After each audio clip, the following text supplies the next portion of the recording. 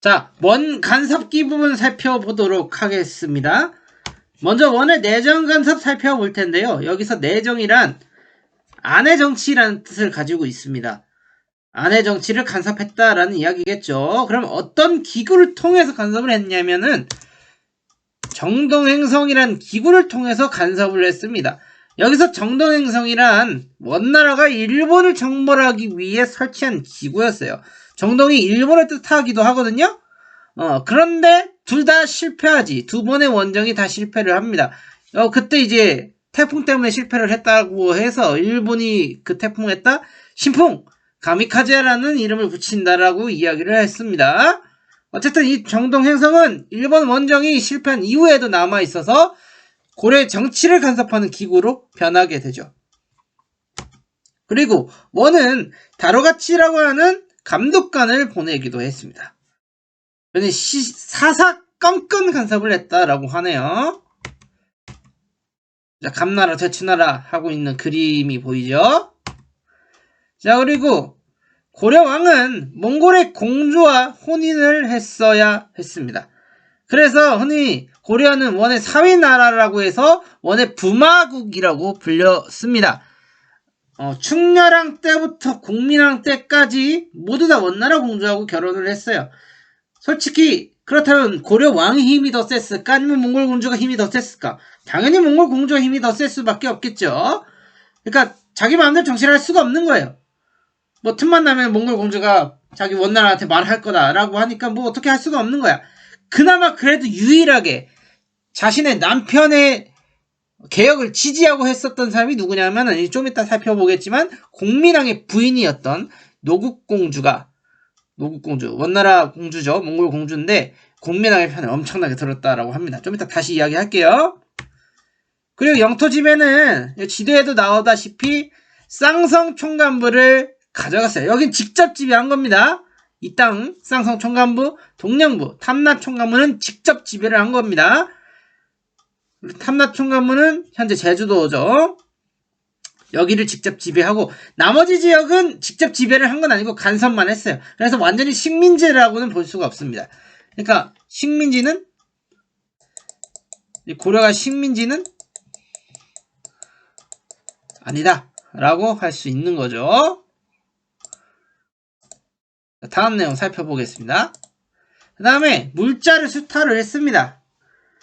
특히 금, 은, 종이, 인삼 등 엄청나게 가져갔어요. 그리고 공녀도 데리고 갔는데 어린 아이들을 데리고 가니까 차라리 저 원나라로 보낼 바에 일찍 결혼을 시키자라고 해서 조혼 풍습이 퍼지게 됩니다. 조혼. 일찍 결혼하다라는 뜻이겠죠. 이게 언제까지 가느냐? 조선 말까지 가죠. 조선 말까지 이어지게 되는 겁니다. 그리고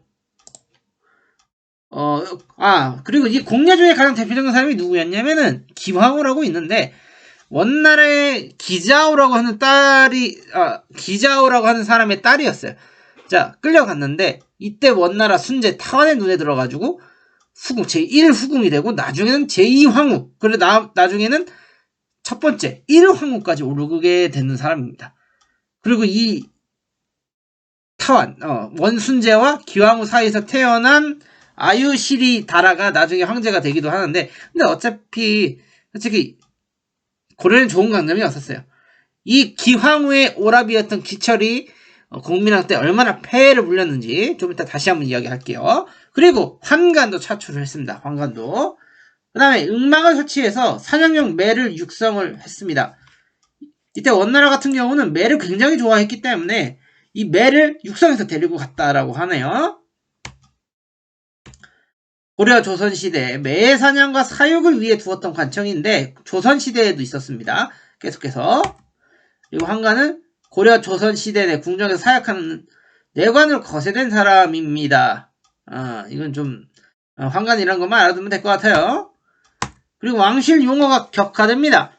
흔히 황제를 부르는 표현이 폐하인데 이제 너희는 황제국이 아니다.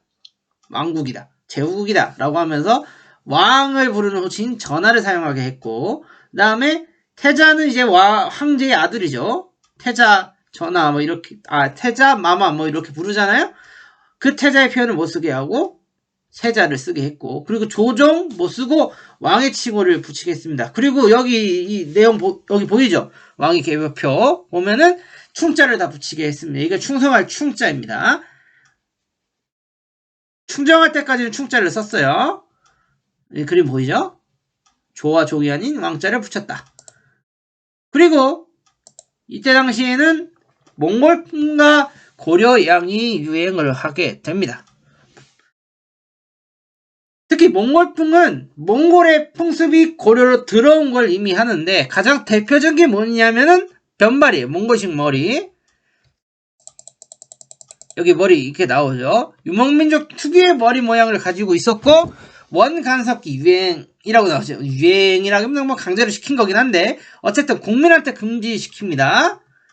그리고 연지곤지 결혼식 때 쓰는 이거 본 적 있을 거예요. 요새도 씁니다. 패배 때.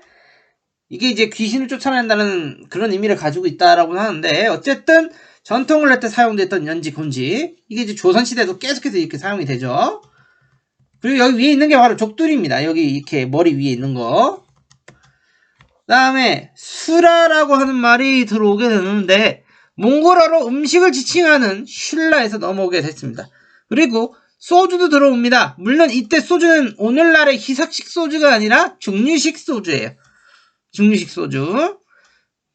그 다음에 무수리, 머머치, 장도, 만두, 순대, 타락죽, 썰렁탕 같은 것들이 이때 들어왔다라고 이야기를 합니다. 자, 이게 수라죠. 수라. 신나게 먹고 있네요. 그리고 이게 소주의 모습이고 비교적 독한 순이 소주는 북쪽의 추운 지방에서 즐겨 마셨고 몽골에 의해 고려에서도 소주 만드는 법이 전해졌습니다. 만두.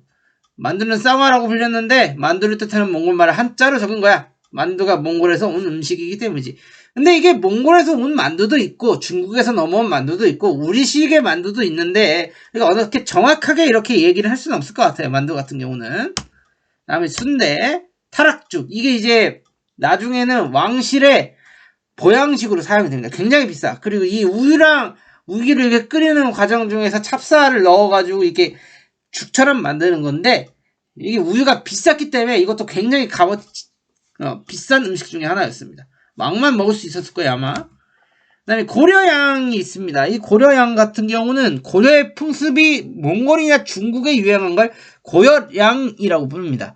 고려 이복이 있고 그 다음에 쌈문화 있잖아요. 고기 이게 쌈 싸 먹잖아요 우리. 그 쌈문화랑 떡 그 중에서 가장 유명한 게 이제 시루떡. 그 다음에 고려병 한가로 이해하는 게 더 빠를 겁니다. 유밀과. 그 다음에 고려 비파, 고려청자, 고려 아청이 고려양의 가장 대표적인 것들이라고 이야기를 할 수가 있죠.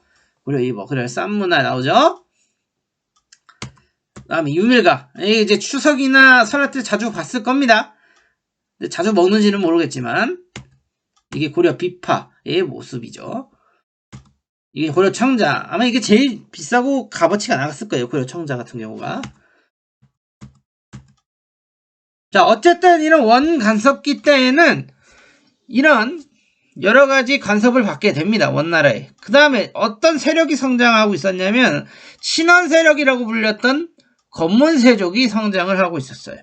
원간섭기에 성장한 새로운 지배 세력인데 원래 있었던 기존 가문에다 역관, 이렇게 말 통역해주는 사람, 그 다음에 호종공신. 그러니까 원나라에 이제 고려의 왕자들이 볼모로 가는 경우가 많았는데 그때 같이 따라갔던 사람들. 그 다음에 원황실과 혼인관계를 맺은 가문들. 가장 대표적인 사람이 이제 기양후의 오빠였던 기철이 있고 이 기철이 나중에 국민을 엄청나게 괴롭히죠. 자, 이들의 문제점은 뭐냐면은 관직을 독점했어. 고위관직들. 그 다음에 음서를 이용해서 권력을 세습했습니다.